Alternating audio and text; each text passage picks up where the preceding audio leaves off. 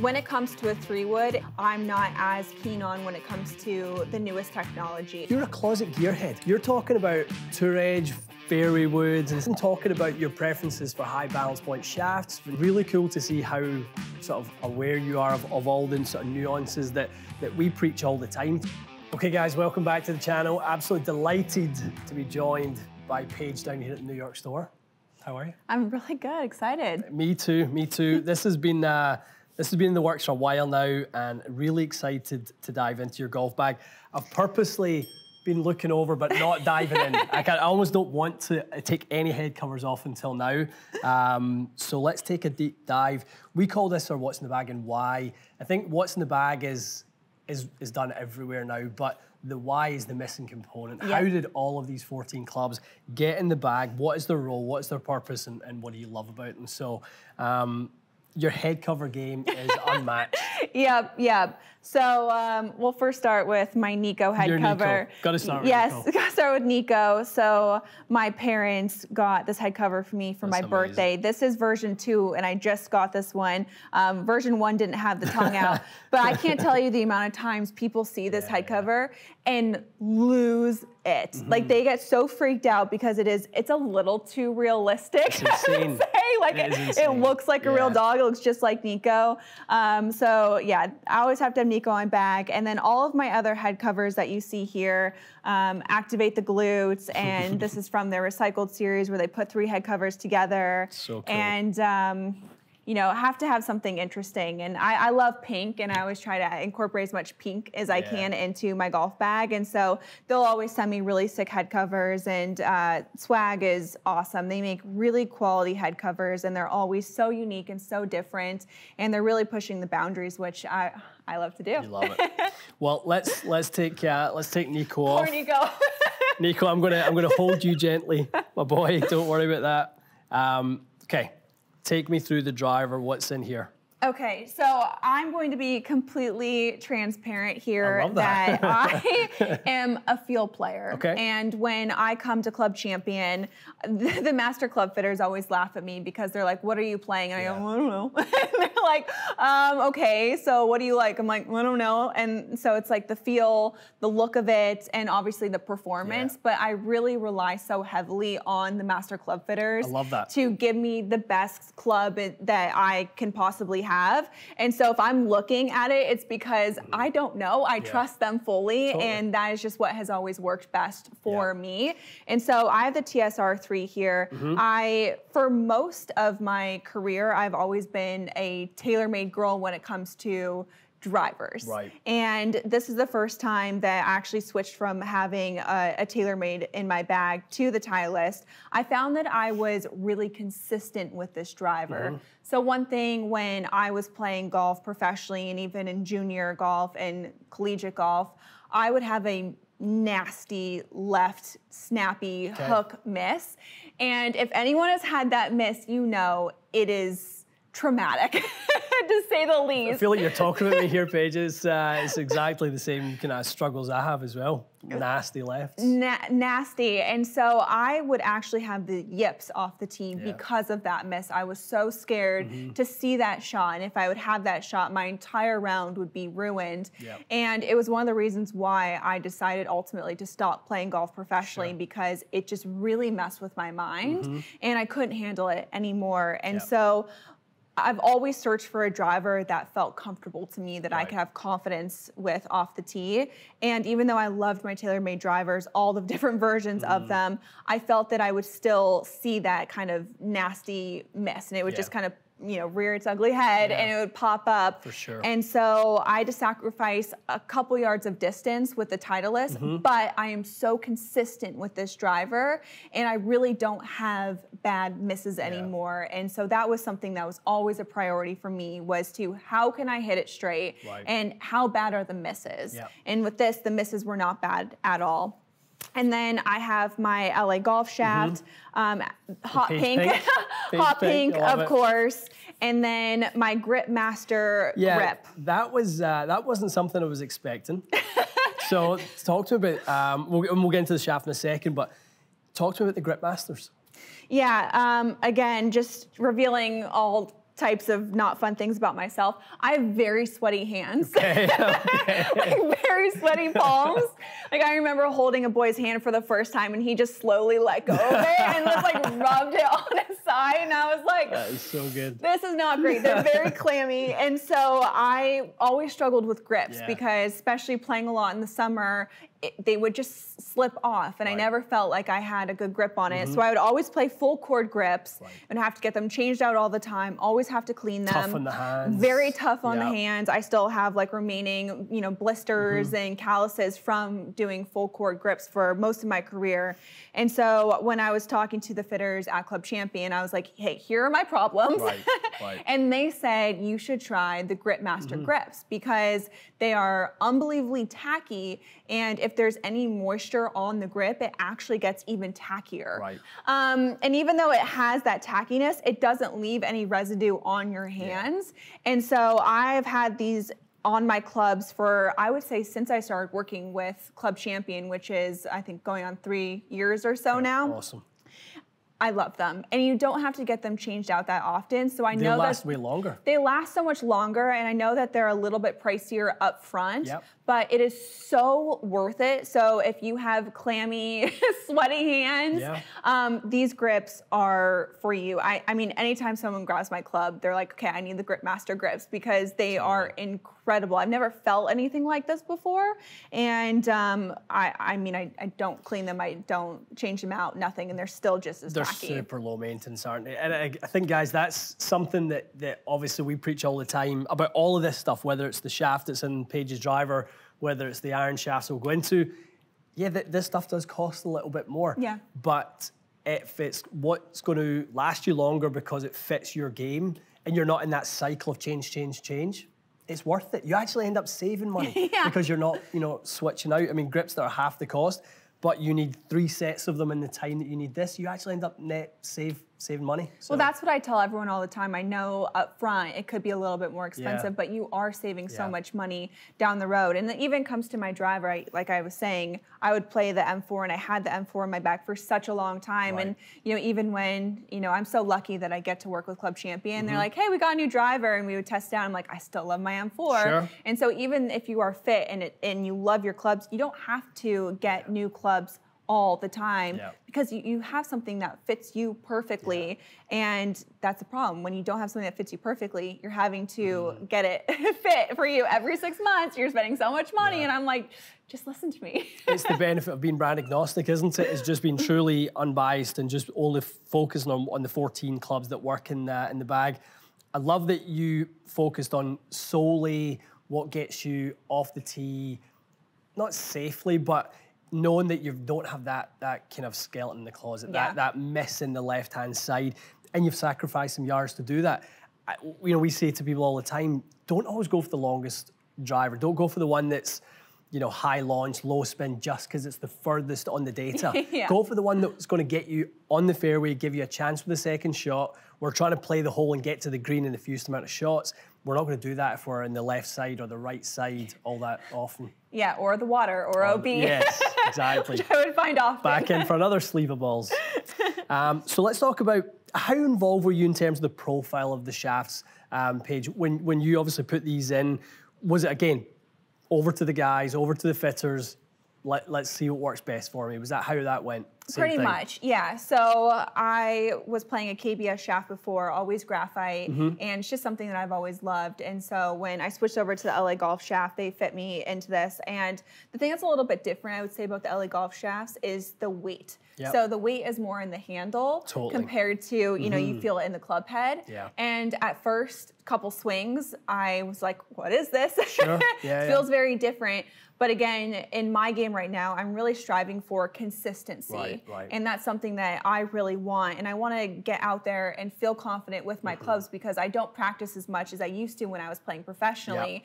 And so I just want clubs that are really easy for me to hit. And I felt like the LA Golf shafts were the easiest shafts and most consistent. I actually picked up some yardage on it as well, which was like a win-win. If you can hit it longer and straighter, then let's go for it. And they can also do custom too, which is something that I really liked that I said, I want pink everywhere. And I was like, hey, can we do pink? And they're like, yeah. And we have pink everywhere. Everywhere, yep. Okay, love it. So that's the big stick. And in terms of performance this year, I mean, you know, one of the first things I do when I look at people's gear is like, how much are you using it? You've had some use out of this. Yeah, so again, another thing I don't want to admit, but I'll just tell everyone, I don't really clean my clubs. I don't take care of my clubs as well as I should. It was so bad in college that I thought I needed new wedges, and we, you know, took them to someone, and they were just looking at my clubs, and they're like, no, your grooves aren't dead. They're covered in dirt. Yes. And so they just had to scrub and scrub and scrub and scrub them. But yeah, I just have never been one who has been so like, after every shot, clean it and do it again. over the clubs. They look used. That's the good thing. Okay, talk to me about 3-wood. We've got Rogue ST, last year's Rogue ST Max. Just something that you tested, some of the new stuff, and this was still the one for you? It just felt really great for me. I am very particular with 3-woods, and I would say when it comes to a 3-wood, it's the one club in my bag that I'm not as keen on when it comes to the newest technology. Sure. Back when I was a junior golfer, I was using Stan Utley helped me with my short game, and he had an old 3-wood in his closet, and he just gave it to me, and I played it for years. You wore it out. For years, I wore that thing out. And same, I had a Tour Edge 3-wood in my golf bag forever, the longest time. And again, since you have to hit it off the ground, off the tee, it's just this really weird kind of, golfers know this, like personal experience with your with your 3-wood. And I love this one. I'm so consistent with it, and I hit it the exact distance that I need. It's not, you know, it's a little bit different than with your driver where you're trying to hit as far as you possibly can. The way my bag gaps out, I just need this one to go the distance that it does, and it does every time. So can't complain. I think we see that more with fairway wood than maybe any other club in the bag. Once you get a good one, you just hold it tight and you don't let it go. Yeah. I love that. You're a closet gearhead. You're talking about like Tour Edge, fairway woods and stuff like that. Like you definitely though have over the years and obviously the standards of golf you've played at a very high level, you've played some of the good stuff. And like even talking about your preferences for high balance point shafts and what that done for your timing, it's really cool to see how sort of aware you are of all the sort of nuances that we preach all the time to our clients. So it's fun to go through the bag with somebody who's, you know, paying attention to all those details. That's very cool. So where do we go after 3-wood? So we go to my 5-wood. Okay. Okay, Paige, so matching 5-wood. Just again, same idea, got a comfort level with the 3, love the 5 at the same time. Just happy with how they're performing? Yeah, I mean, I love the 3-wood, and then I wanted to match my 5-wood. I also have a 7-wood, so everything was consistent. Again, I am very particular about how things look and how they feel, and so if it was a different head or a different feel, that would really mess with me. And so I like it to be across the board with all of my woods. Love that. You go from a 55-gram driver shaft in the DJ up to some 70-gram stiffs in the fairway woods. Talk to me a little bit about your sort of preference for, again, weight, and are these a little bit shorter? I mean, we'll measure them later on, but you know, what was going into the balance of these guys? Do you like something that feels a little stiffer? Because these are stout. I've always just played very stiff shafts. They really are. A-series low, 70 stiff. In my woods and in my hybrid, I used to be all hybrids before, and then I've switched over to fairway woods, which I love, and I'm glad I've made that decision. Again, it's just something just works. And this is where I rely really heavily on the master club fitters to tell me what works and what doesn't, because if you ask me that question, I'm like, I don't know why it is this swing weight or why it is this length. I just know that when we're looking at the technology and we're looking at the stats, we're looking at everything, this performs the best for me. And again, just rely on people who are most knowledgeable about it. This is the wildest set of collection of head covers I've ever seen across. I mean, the bag with the head covers, like, I'm almost not really paying attention to the clubs because I'm like, what are all the little details on the head covers? Okay, so 7-wood, same as, same as. Yep, everything's the Rogue same. ST-Max. Yep, I love my 7-wood. I am a huge advocate for people switching into fairway woods or even hybrids. I was playing hybrids for a very long time. I had an 18 and a 21, 22, I believe. Right. And we would kind of mess around with different lofts there. But I felt like I struggled with getting them high enough and landing soft enough. Yep. And they weren't actually going the distance that I needed them to go to. So they go a little bit shorter and they would roll out, which was kind of hard to judge on different golf courses. And so switched over to, I've always had the 3-wood in my bag, but did the 5 and then the 7. And it's really made a difference in my game. I hate my long irons. Really? Hate them. And so I've never had a 4-iron in my bag, only go up to a 5-iron, and I have to have fairway woods in my bag. I have to have them. That transition is so key, isn't it? Between the long irons and in the whatever the sort of most lofted part of the wood sort of part of the bag is. So when you moved into your 923 hot metals, obviously the lofts are a little bit stronger on that side of things. So the 5-iron on that guy is going to be around, off the top of my head, 23. So you've got a 23-degree 5-iron, a 21-degree 7-wood. So they blend really nicely together. That's, again, the fitting process, going through that, making sure the gapping is correct. Do you find, though, when you go to 5-iron that you have a little bit of a flight window change, that it comes down a little bit? Yeah, it definitely does. I try to avoid hitting my 5-iron as much as possible. It is just the one club in my bag that I have never felt comfortable with. My 5 and my 6-iron, probably some swing issues, but it's never me, right? It's always the equipment. No. So I've learned to love it and I've learned to try, but the flight, it just does not feel good to me. And so we've tried different lofts and lies to try to figure out something that just at least feels consistent enough that I can repeat it. Right. Where do you start getting really comfortable with the iron set? 8-iron. 8? I know everyone loves their 7-iron, and I'm okay with my 7-iron, but I feel really comfortable with my 8-iron and everything underneath that. But yeah, that 7, 6, and 5-iron, I just have never really been a good long iron player. Okay, very cool. Well, we've got some Mizunos. How have they been for you in sort of general? The sort of forgiveness that comes with the hot metal, the distance that comes. I mean, they are up there in terms of the longest sort of cavity back irons out there. So I have been a Mizuno girl almost my entire career. One of the first sets of clubs I ever received were Mizunos. Always seemed to get fit into Mizunos. They just fit me really well, and I love the feel of them. And it just feels like butter coming off of the club face. And it's so funny, when I was going through the fitting process, they were like, you don't really need the the biggest, clunkiest ones. And I think even though they are the most forgiving, they still look very sleek. They do. But they said you should have the tour profile, which is more of a blade. And I said, absolutely not. I don't want that. I can get, please. I want all the help that I can get. And I think that's something that everyone can learn from, because it's like they think if you're a good player, you should be playing blades. And it's like, why make the game that's already so difficult harder on yourself?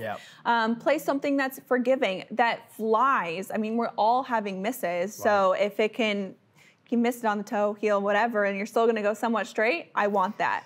The reality of the game that you play now, the way that golf is for you now, it's not a game where you're playing 3 times a week and then getting to the weekend and trying to play a tournament round. Like, that's not what golf is for you. No. You're getting to play, you're heading into different countries, you're heading to different states, you're playing with different other sort of, channels and different things.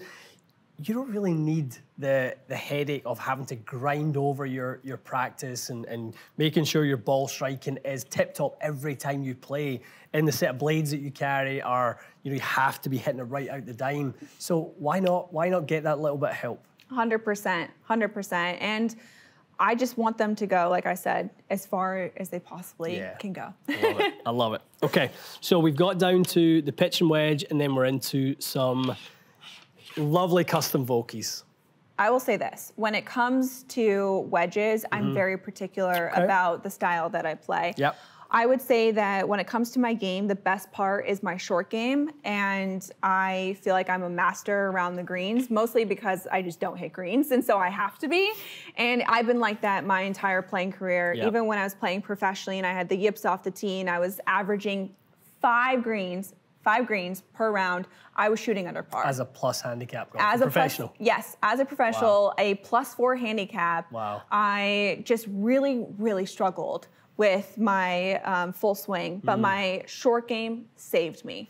Always. And so when it comes to wedges, I need something that feels really soft. I like a nice soft feel. Okay. Something that actually doesn't spin too much. Yeah, you don't want it hitting and ripping back off Exactly. the greens. And I have a 58 in my bag. I never use it because I just don't feel like I can control it as well as my 54 and use my 54 on every single short game shot, high, low, spinning, non-spinning, anything. Very interesting. Because of my hands, I have really good hands and I can spin things, I can work different short game shots, and I love to practice short game. Yeah. And with the 58, I feel like it just spins too much, it checks too much, I just can't control it as much as the 54. So creativity is really the key to your short game. You've got to be able to create the shot. Yeah.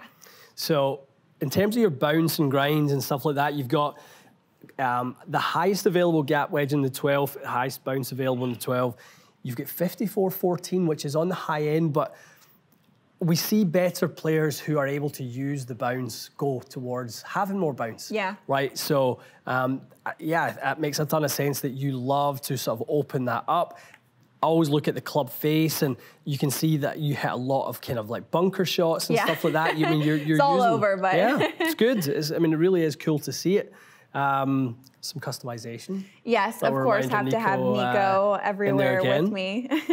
Very cool. So A-Series, LA Golf A-Series shafts, 85 gram stiff and all Paige's irons and wedges. Anything you've kind of liked, or any little sort of quirks to any of the wedge shafts you've ever used? Or are you quite happy to just match up iron shafts to wedge shafts? Yeah, I just keep it fairly consistent throughout the bag. Continuity of just knowing how it feels. Exactly. Very, very cool. Okay, we did say we were going to leave the best for last. We are currently activating the glutes. Talk to me about this thing. Yeah. This is a little bit special. It's a showstopper. It is? It's a showstopper. I'd be afraid to use it. So I was at the Swag headquarters in Chicago, and they have always made me really amazing one-of-one putters. Yeah. That's, you know, their specialty and what they do. And I saw this and I said, hey, can you guys like just do this kind of finish for me on you know, a putter? And they said, take it. So this is actually a prototype. Wow. And they were like, we've actually never had anyone putt with this before, and we don't know if you'll be able to putt with it because of like the sun and if it's too glary. Not an issue at all. It feels amazing. I make a ton of putts with it, and then Flipper is one of the characters that they do, which is beloved by the very loyal Swag following. And so now they're doing some really cool grips with different characters and different things, and it matches perfectly. And yeah, anytime someone sees this putter, they absolutely freak out because it's so cool and it feels great too. How is your putting? Tell me a little bit about it. Is this a strength of the game along with the wedges? You're really comfortable in the short game. So I feel like my strength is around 6'5" feet because, again, if you're not hitting a lot of greens and you're having to get up and down, I'm an amazing par putter. I would say that sometimes I do struggle around the 10, 12 foot range, and I don't make as many birdies as I probably should, but I've always been a very consistent, good putter. Awesome, awesome. Is this a style of putter that you've always liked, something with lots of toe hang and what do we have? Half a shaft of offset? No, we've got a full shaft of offset. So is this something you've always liked? Is something that kind of rotates a little bit just from a feel perspective? Yeah, so I learned to putt with Stan Utley, and he has a very kind of open, close, you know, use a lot of hands. It's almost like you're hitting a draw with every single putt. Yep. And so I've always played, for the most part of my career, a blade style putter. I would say now, since my stroke has changed, that probably has a little bit too much toe hang, but I value style over performance, clearly. So I just use this putter because I love how it looks. But yeah, I've switched over to mallets at times, but it just never really performed in the way that I wanted it to. And blade is always where I kind of go back to. You go back to that. Yeah. Yeah, it's interesting. I mean, when you see a putter with, or a player with a putter with that amount, it actually doesn't have as much toe hang as this style putter. So it's kind of in that 45-degree range. It's not too much. Sometimes these style necks hang at like 70, 75 degrees. But what it does is it gives you control of the blade, right? So it's not like the face is, we've got a face balanced putter. It's always trying to kind of pull against the sort of shaft axis. This thing is basically saying, Paige, you control it, right? You control, that closure rate is owned by you. So that's obviously something we spoke about in the short game, and it kind of carries over into the putter. Yeah. Very cool. All right, we're going to get you to a couple of shots. I want to see some of these wedges in action. Talk us through some of the strength of the game. Okay, Paige, I would love for you to show us some of the short game, right? So, like, just looking at your 58, you are 100% playing all of your shots with 54. That 58 could be resold as new. It's hardly been used. I think there maybe a bunker shot was played with it at one point. So I'd love to go through some different shots that you like to play, right? So maybe 30 yards, 45 yards, 60 yards. Can I show some of that creativity that you love to take advantage of? For sure. Really just depends on the shot on hand. I would say for a stock shot, I try to put it a little bit farther back in my stance. Weight is forward. And when I'm turning back, I really almost let my hands be dead and turn the body through it.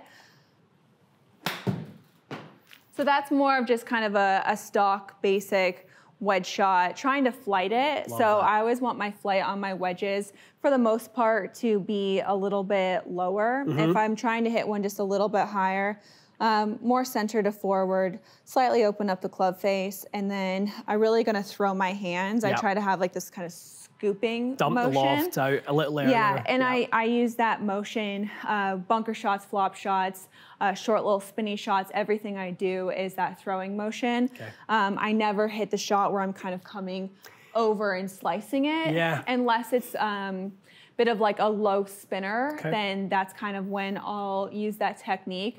But I always felt that I was prone to the dreaded shank when I would do that. It just wasn't a motion that felt really natural to me. Again, I've always had very active hands, and I've loved working the ball. And so when it comes to my short game, I try to always kind of throw my hands, have my hands working. And so even when I'm trying to hit a high shot, I'm throwing it here. If I'm trying to hit a low shot, I'm throwing it and turning it down. And so everything's coming from my wrists and how I'm manipulating the club face. When you play with kind of higher handicappers playing pro-ams and stuff, is that a mistake you see them making around the greens? Is that out to in, open the body up, get no pressure into the golf ball, and kind of leave it short all the time? 100%. I see that all the time too. Especially out of bunkers. I know they have this like out to in, which is such a hard technique to master. It really is. And it is so foreign to what we kind of naturally feel. And I know we're always told, don't throw your hands, don't cast at it. But I will just quickly show them this technique, and you get basically here, and you just drop them down and kind of let the club head do the work, and they're shocked by how little effort it takes to have the ball pop out. And that's what I say, it shouldn't be difficult. You shouldn't have to force it down. It's this real kind of loose, relaxed motion, and people get so uptight when it comes to their short game. And you see them and they're like this, trying to hit these shots, and it's like, no, you're never going to be able to hit a proper short game shot until you relax and let the club head do the work. Show me that one. Let's see one where you kind of really kind of flight it upright. So this is 54. Nice and, like, high? Yeah, yeah, let's go with like something that goes maybe 25 yards, but you really flight it soft. You can really hear like the sole of the club, using the bounce. Launch came up 10 degrees. Really, really nice. Yeah, that was... And I don't hit that shot all that often. Yeah. I think when people hear flop shot, that they think Phil Mickelson and this huge high spinning flop shot, and you actually don't have to put that much spin on the golf ball. Yeah. There's very few times that you're ever going to hit that shot. Although it's a very fun shot to hit, it's not very practical, and you're not going to have that many opportunities where you need to actually hit it. It's not a necessity to a shot that you need to hit. And so again, like, I don't really play even that shot that often because I can spin it enough by doing very little movement and just a slight hand throwing motion at the ball to get it to spin to where I need to get it to. I love that, and I think you guys can learn a ton from taking that on board, is not always hitting the high shots with your highest lofted club. I think that often leads to a lot of failure. Paige, you've got a ton of sort of insurance built into that golf club and the amount of bounce you have in that. So I can sort of hear when you're hitting these shots, there's that club is hitting the ground before, but it's very shallow in how it's doing it. It's not like you're steep hitting down on it, trying to make it go up. You know, all the mistakes that we see amateur golfers make. So hopefully, guys, I think there's a really nice takeaway for you guys, that I would get out there and practice with some of your least lofted wedges and work on the technique to make it go higher. And like Paige said, not swiping across it where you just get no pressure into the golf ball. If we're glancing across it, it's very hard to get that solid contact. The way Paige is playing those is basically just, it's just a change of release. It's coming out a little bit earlier in the swing, but you're really not changing much. So let's look at sort of, what do we have there? That's 54. Is that your just kind of stock, pins in the middle of the green, you know, hop, hop, stop, sort of ball flight? Yeah. Okay. With all of my wedges, I never hit them 100%. Yep. So when I'm looking at around 75, 80 is my comfort zone. And so I can max my 54 out to probably 85 is, yeah, I would say that's max. Pushing it, yeah. I like to hit the 70, 75 at most. And then again, it's really all about flighting different clubs in all of my wedge shots instead of trying to hit it as hard as I can, because I feel like that's the danger zone where you can hit it fat or you can hit it thin. And it really makes it difficult to like hit it the perfect distance that you need to. And it puts way too much spin on it. Yeah, I mean, one thing, so I'm kind of watching you hit those shots there, your flight, and you know, we talk about it all the time with wedge shots, your flight's perfect. I mean, 30 degrees of launch and 8,500 spin. You don't have so much spin that you're going to pull it off the green, but that thing is putting the brakes on fast. Well, it's a lot of spin. And most amateur golfers aren't playing golf courses where they need to spin it. They're not playing greens like these you see on, you know, the PGA or the LPGA tour, where they do need to spin it quite a bit more. And you see players who will put like a 64-degree wedge in their bag for certain majors, and that's just not necessary for a lot of players. Very cool.